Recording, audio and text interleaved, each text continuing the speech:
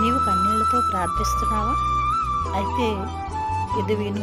నువ్వు ప్రార్థించేటప్పుడు నువ్వు ప్రార్థించేటప్పుడు ఏ రీతిగా ప్రార్థించాలంటే, కన్నీళ్లు విడుచుచు ప్రార్థిస్తూ, నీ హృదయంలో ఉన్న వేదనంతా నీ తండ్రికి అప్పగిస్తూ, ఒక కుమార్తె తండ్రితో మాట్లాడుచున్నట్లు నువ్వు ప్రార్థించాలి.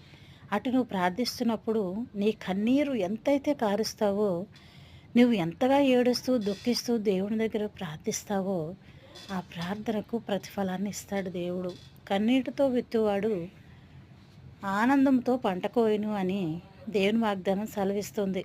అయితే నువ్వు ఎంతగా ఏడుస్తావో అంతగా దేవుడు నీ ప్రార్థన ఆలకించి నీకు ఆశీర్వాదాలు ఇస్తాడు.